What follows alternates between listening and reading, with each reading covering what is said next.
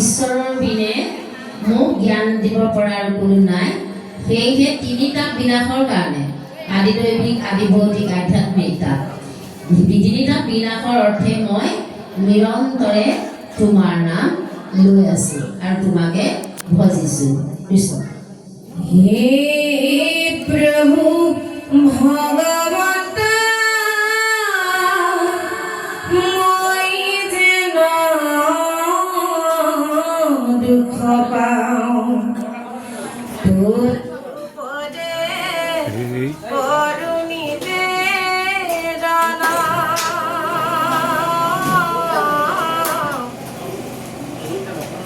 হৃদয়ুদৰে মোৰ বিস্তাৰ মূত্ৰৰ গৰ্তে কৰি মই আছো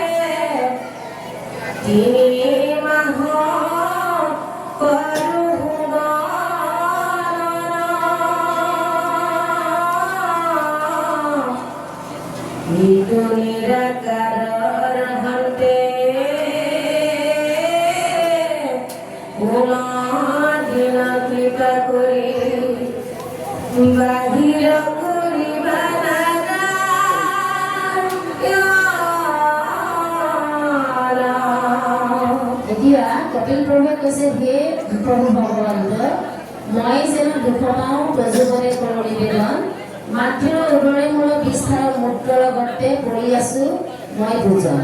এই গৰ্ভটো গুৱে মুঠে আৰু গৰ্ভটোৰ কথা চিন্তা কৰচোন, তাত সন্তানটো কিমান কষ্টত থাকে আৰু সেই কষ্টখিনিৰ কাৰণে তেওঁ ঈশ্বৰৰ নাম লৈ থাকে। 10 মাহ 10 দিন এই গৰ্ভ সন্তানটোৱে কিমান মই কষ্ট কৰি আছো। গতিকে এই নিকাৰৰ মন্ত্ৰে কোনোদিনা কৃপা কৰি বাহিৰ কৰিব নাৰা। এই নিকাৰৰ পৰা এই গৰ্ভাগ্নিয়ে সমস্ত কৰি বহি আছে। এই নিকাৰৰ পৰা কোনদিনা তুমি মোক বাহিৰ কৰিবা, গৰ্ভৰ পৰা কোনদিনা মোক বাহিৰ কৰিবা, এই বুলি এই সন্তানটোৱে স্তুতি কৰি আছে মাতৃৰ গৰ্ভত। কৃষ্ণ।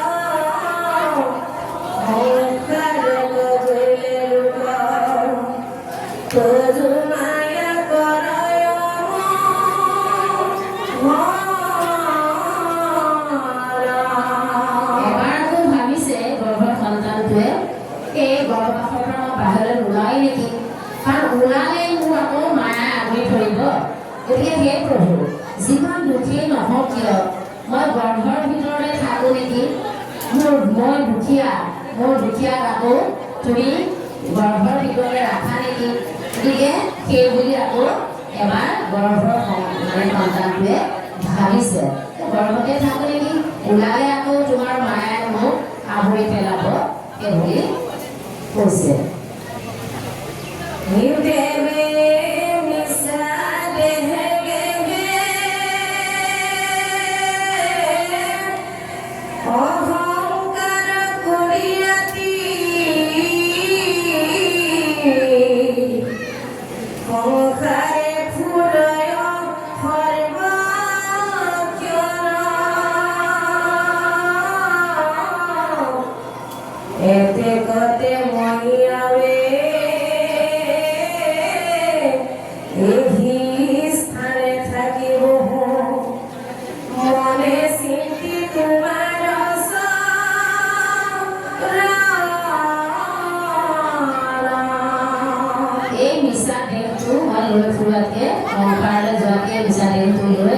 গতিকে মই ইয়াতে তোমাৰ চৰণ চিন্তি ইয়াতে থাকিব বিচাৰো বুলি কৈছে